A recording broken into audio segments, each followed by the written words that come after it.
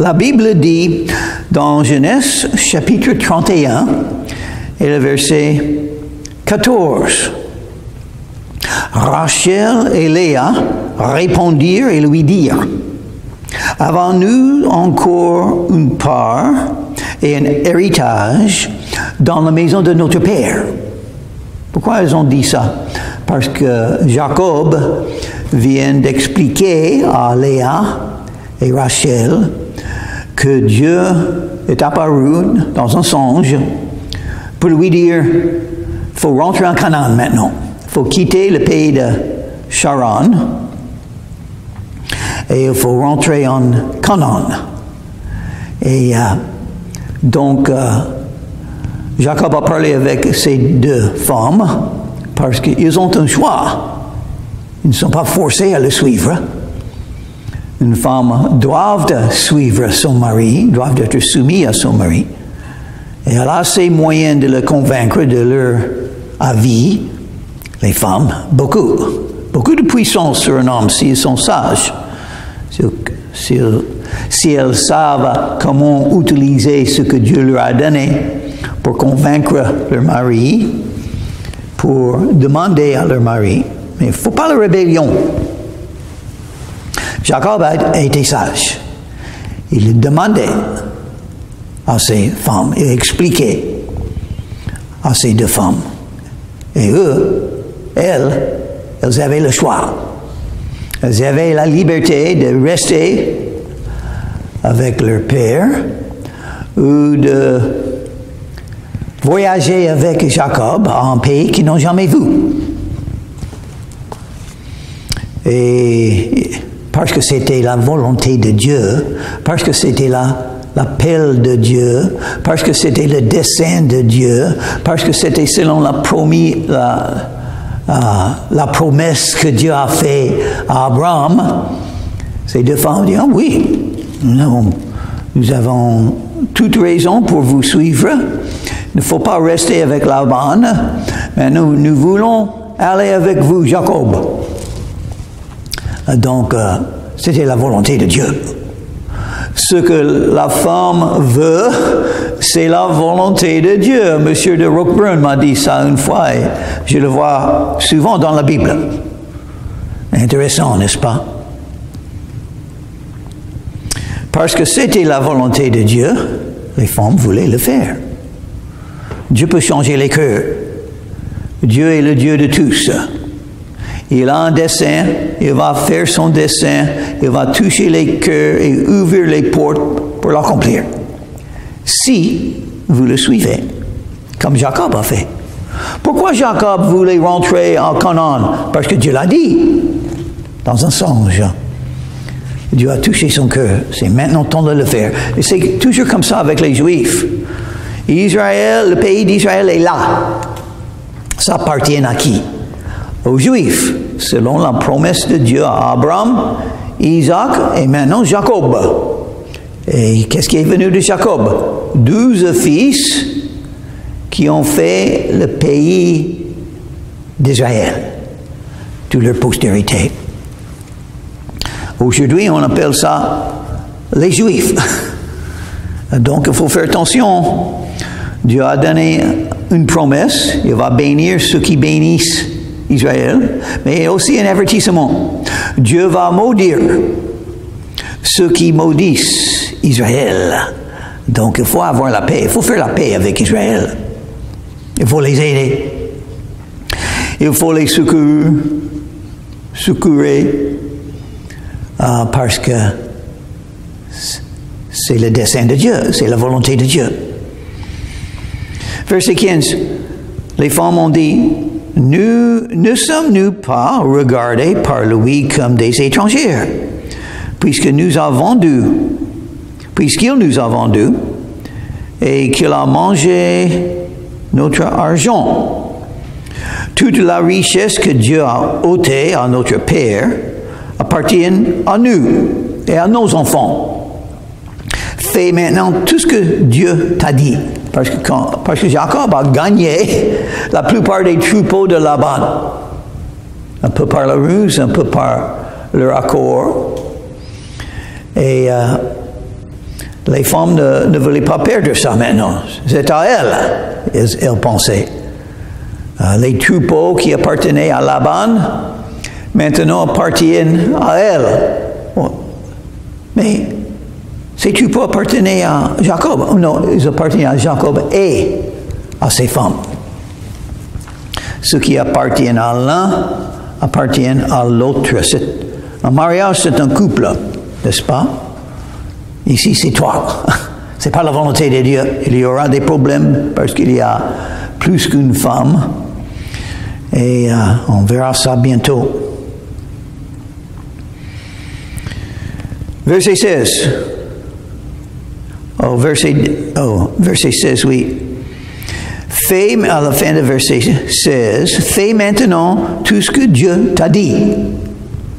Ils ont reconnu la voix de Dieu, la volonté de Dieu. C'est une raison pourquoi ils voulaient le faire. Apprendre la volonté de Dieu et puis le faire. Il faut être d'accord avec. Vous êtes insensé si vous êtes contre la volonté de Dieu. Vous êtes là pour servir Dieu. Et pour servir Dieu, il faut être soumis à lui. Ça, c'est pas facile souvent pour les êtres humains. Nous avons notre propre volonté. Nous avons les convoitises de la chair. Nous avons le monde autour de nous et tous les mauvais exemples et les mensonges de la part du monde souvent et du diable pour nous séduire. Donc, pour pouvoir vraiment dire, Seigneur Jésus, que veux-tu que je fasse? Pour pouvoir dire ça, il faut le vouloir. Beaucoup plus que toute autre chose. Sinon, vous n'allez pouvoir le faire. Jacob se leva et il fit monter ses enfants et ses femmes sur les chameaux. Il emmena tout son troupeau et tous les biens qu'il possédait. Le troupeau qui lui appartenait, qu'il avait acquis à Padan Aram, et il s'en alla vers Isaac, son père, au pays de Canaan. Voilà. Les Juifs doivent aller, quand ils sont appelés à le faire, à rentrer à leur pays, le pays de Canaan. C'est-à-dire, aujourd'hui, on appelle ça Israël. Tandis que Laban était allé tondre ses brebis, Rachel déroba les téraphimes de son père. Elle a volé. Maintenant, ils sont au point de partir avec le grand troupeau qu'ils ont gagné de Laban. Donc, évidemment, Rachel pensait, autre chose que j'aimerais bien avoir, les téraphimes. Mais ce sont des idoles, ce sont des images. Ça fait partie de la fausse religion. Et Jacob trompa Laban, l'araméenne, en ne l'avertissant pas de sa fuite. Hein, oui, c'est la manière de Jacob. N'a pas dit qu'il va rentrer à son pays, ne voulait pas des disputes, des querelles, des problèmes avec Laban, donc il est parti sans dire au revoir. Il s'enfuit avec tout ce qui lui appartenait. Il se leva, traversa le fleuve et se dirigea vers la montagne de Galade. Qu'est-ce que c'est la fleuve? L'Euphrate. Le troisième jour, on annonça à Laban que Jacob s'était enfui. Après 3 jours, enfin, Laban comprend que Jacob et les femmes et les enfants et les troupeaux et les chameaux et les serviteurs sont partis. Il prit avec lui ses frères, le poursuivit 7 journées de marche et l'atteignit à la montagne de Galade. Mais Dieu apparut la nuit en songe à Laban, l'araméenne, et lui dit, « Garde-toi de parler à Jacob, ni en bien ni en mal. » Pourquoi Dieu a fait ça? Pour protéger Jacob. Parce que Dieu va garder sa promesse de faire un grand pays de la postérité d'Abraham, d'Isaac et maintenant de Jacob. Dieu va vous protéger pour que vous puissiez faire la volonté de Dieu, le dessein de Dieu pour votre vie. Il n'y a rien à craindre. Dieu peut changer les cœurs, même des méchants.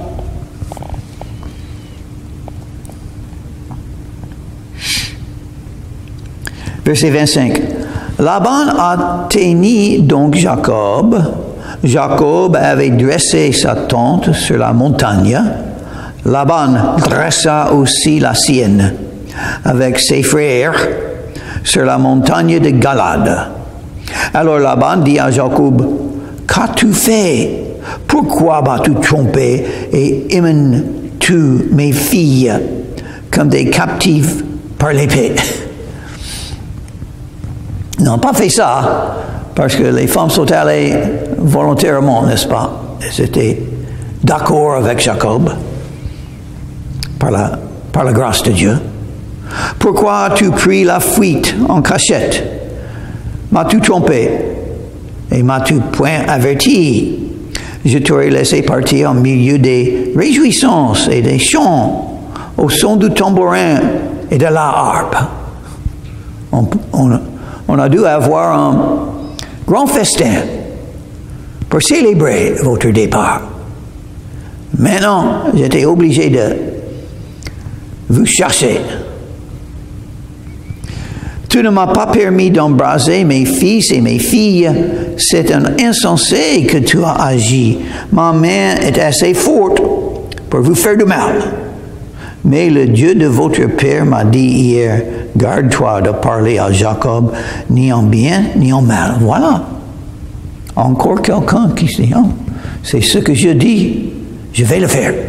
C'est la volonté de Dieu, je vais faire la volonté de Dieu. Je peux vous faire du mal, mais je ne fais pas. Parce que je sais maintenant ce que Dieu veut. Je ne vais pas faire ce que je veux, je vais faire ce que Dieu veut. Et ça s'appelle suivre Jésus. Faire la volonté de Dieu. Pourquoi as-tu pris la fuite en cachette? Verset 20. Verset 29. Verset 30. Maintenant que tu es parti, parce que tu languissais auprès de la maison de ton père, pourquoi as-tu dérobé mes dieux? Mes dieux. D'un côté, il parle de Dieu. D'autre côté, il voulait les images, les idoles. Et qu'est-ce que c'est ça? Ça s'appelle un croyant qui n'a pas assez de zèle pour servir Dieu seul. Il a d'autres dieux dans sa vie. Ce que vous aimez, c'est votre Dieu. C'est pourquoi nous sommes enseignés aimer Dieu avec tout le cœur, toute la pensée, toute l'âme et toute la force. Il ne faut pas avoir d'autres idoles. Est-ce qu'on a les idoles? Les divertissements, de l'argent, les plaisirs de la chair. Faut faire attention. Si vous voulez servir Dieu, il faut le servir avec un cœur pur, entièrement donné à Jésus. Cherchez premièrement le royaume de Dieu et sa justice, et toutes ces choses vous seront données au-dessous.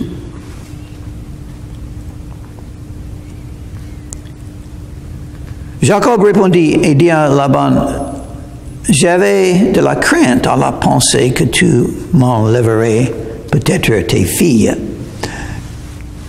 Mais périsse celui auprès duquel tu trouveras tes dieux.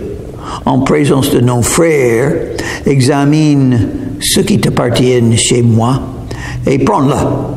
Jacob ne savait pas que Rachel les avait dérobés. Donc, Jacob était honnête à ce moment. Il a dit la vérité. Il a quitté précipitamment parce qu'il avait peur que Laban garderait ses deux filles. Mais Jacob ne savait rien du tout des idoles. Il ne l'a pas pris. Laban entra dans la tente de Jacob, dans la tente de Léa, dans la tente des deux servantes, et il ne trouva rien. Il sortit de la tente de Léa et entra dans la tente de Rachel. Rachel avait pris les téraphim, les avait mis sur le bas du chameau et s'était assise dessous. Laban fouilla toute la tente et ne trouva rien. Elle dit à son père, que mon Seigneur ne se fâche point si je ne puis me lever devant toi, car j'ai ce qui est ordinaire aux femmes. Il cherche et ne trouva point les téraphim. Donc elle a menti aussi. Jacob s'irrita et querella Laban. Il reprit la parole et lui dit, quel est mon crime? Quel est mon péché? Que tu me poursuives avec tant d'ardeur.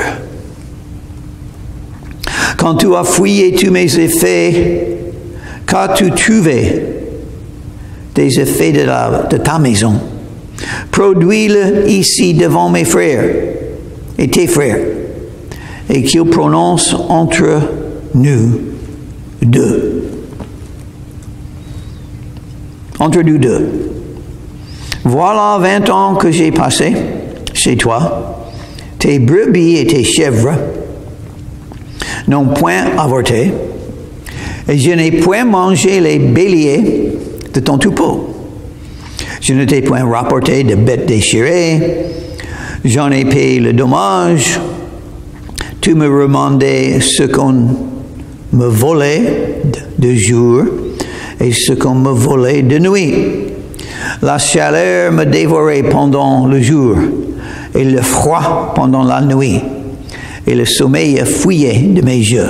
Donc, Jacob parle de fait, il a beaucoup travaillé pour Laban pendant 20 ans.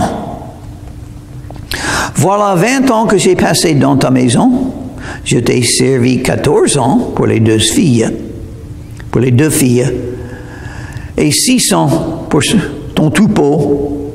Et tu as changé 10 fois mon salaire. Donc Laban n'était pas tellement gentil non plus. Il a changé le salaire 10 fois, mais Laban a continué à travailler, à rester fidèle à Laban. Si je n'avais pas eu pour moi le Dieu de mon père, le Dieu d'Abraham, celui qui craint Isaac, tu m'aurais maintenant renvoyé à vide. Dieu a vu ma souffrance et le travail de mes mains, et hier, il a prononcé son jugement. Donc Jacob a reconnu. Il travaillait pour Laban. Laban avait le pouvoir sur Jacob. Laban n'était pas honnête. Et Dieu a béni Jacob, même dans cette situation. Et Jacob a resté fidèle à Laban. Il a travaillé selon sa parole, beaucoup travaillé. C'est un bon exemple. Si vous avez un boulot à faire, il faut être fidèle à votre patron. Il faut le servir fidèlement, avec honneur, avec respect, selon sa volonté. Mais il faut se confier en Dieu, ce que Dieu va faire. Et heureusement, maintenant, nous avons la liberté dans quelques pays, pas dans tous les pays, mais dans quelques-uns. On peut changer de boulot. Si vous n'aimez pas où vous travaillez, il faut d'abord prier pour la volonté de Dieu, se confier en Jésus de vous guider, mais Et si c'est la volonté de Dieu, vous pouvez changer. Vous pouvez changer de boulot et améliorer votre situation. Plus de salaire, un meilleur patron. Mais Jacob n'a pas fait ça. Il a fait une seule chose que nous devons faire aussi. Il s'est confié en Dieu et Dieu l'a béni. Pourquoi? Dans ce sens-là. C'était la volonté de Dieu. Et il était juif. Le père des Juifs. Le père des Juifs. Donc, il a beaucoup gagné. Dieu l'a fait parce que Dieu a donné une promesse à Abraham. Je bénirai votre postérité. Ça, c'est pourquoi quelques-uns des Juifs ont pas mal d'argent. C'est aussi pourquoi quelques-uns des Arabes sont beaucoup riches. Parce que Ismaël était dans la postérité d'Abraham aussi.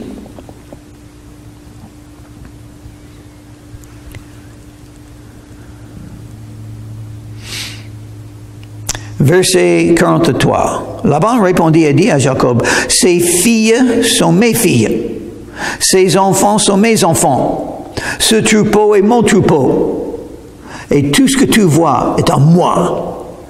Et que puis-je faire aujourd'hui pour mes filles ou pour leurs enfants qu'elles ont mis au monde? Viens, faisons alliance, moi et toi, et que cela serve de témoignage entre moi et toi. » Qu'est-ce que Laban a fait? La volonté de Dieu. Pas la guerre avec Jacob, qui s'appelle aussi Israël. La paix.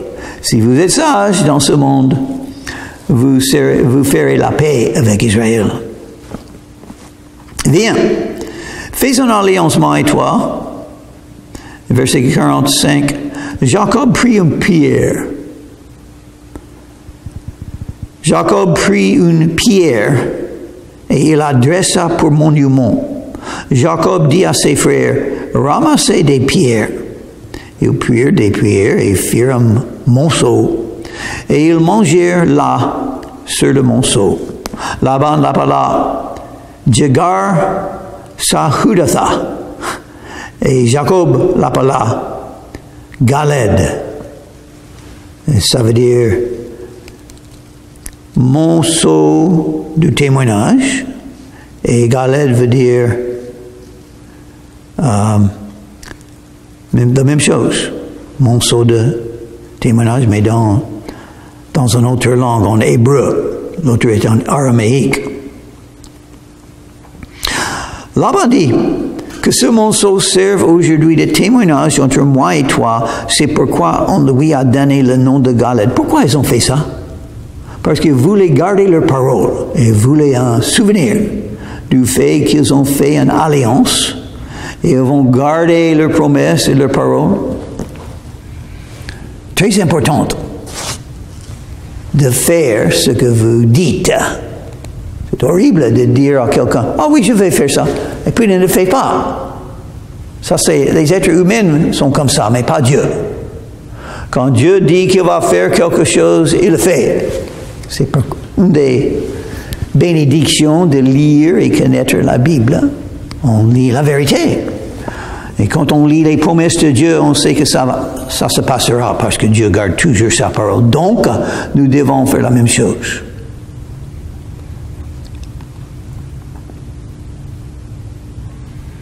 Verset 49. On l'appelle aussi Mitzpah parce que Laban dit que l'Éternel veille sur toi et sur moi quand nous serons l'un et l'autre perdus de vous. Ils vont se séparer. Et Laban a très bien dit, n'est-ce pas? Que Dieu nous bénisse, tous les deux. Tu vas rester en Canaan, moi je vais rentrer à mon pays. Mais qu'est-ce qu'il nous faut? La bénédiction de Dieu. Si tu maltraites mes filles et si tu prends encore d'autres femmes, ce n'est pas un homme qui sera avec nous. Prends-y garde, c'est Dieu qui sera témoin entre moi et toi. Oui, il a bien dit, il ne faut pas prendre d'autres formes. Et même, on doit avoir une seule forme. Ça, c'est l'exemple que Dieu a donné avec Adam et Ève, avec Isaac et Rebecca. Une seule femme pour un homme, c'est tout. Ça, c'est la volonté de Dieu.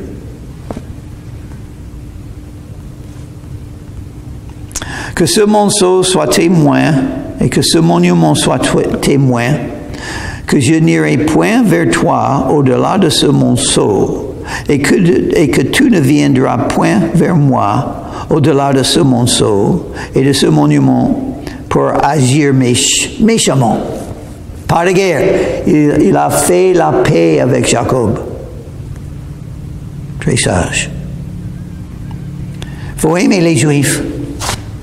Il faut parler avec les Juifs de Jésus, le Messie. Il manque une chose. Croire en Jésus, le Messie. On peut faire ça. On peut être juif et on peut croire que Jésus de Nazareth est le Messie en même temps. Il faut. Parce que sans croire en Jésus, vous serez jetés de la royaume de Dieu. Jacob offrit un sacrifice sur la montagne et il invita ses frères à manger. Ils mangèrent donc et passèrent la nuit sur la montagne. Laban se leva de bon matin, baissa ses fils et ses filles et les bénit. Ensuite, il partit pour retourner dans sa demeure.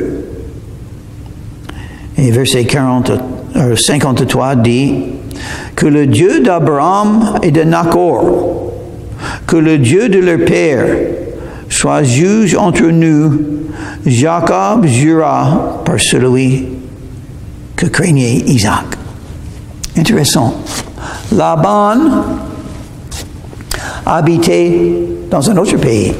Aujourd'hui, c'était Irak et Syrie. Juste au bord des deux pays. Et il croyait dans le vrai Dieu. Abraham croyait dans le vrai Dieu quand il était dans ce même pays, loin de Canaan. Il y avait des vrais croyants à côté d'Abraham et Isaac et Jacob. Il y avait d'autres vrais croyants. Et Dieu a ses fidèles partout dans le monde. Quelques-uns qui cherchent vraiment Dieu pour l'adorer, pour invoquer son nom, pour le suivre. Il faut se rappeler de ça. Il ne faut pas faire des querelles, des divisions. Ils ne sont pas tout à fait les mêmes. Et même là-bas, on avait des problèmes. Il y avait des dieux, des images, des idoles. Mais la chose la plus importante, vous connaissez le vrai Dieu et vous voulez faire la volonté de Dieu, surtout en ce qui concerne le peuple des Juifs. Peut-être vous n'êtes pas encore un vrai Juif. Un vrai Juif est quelqu'un qui croit en Jésus. Parce que ce sont des enseignements spirituels qui sont importants. La postérité d'Abraham selon l'esprit qui est le plus important. Abraham a cru Dieu et ça lui a été imputé pour justice, la justification par la foi. Abraham invoquait le nom de Dieu. Abraham marchait avec Dieu.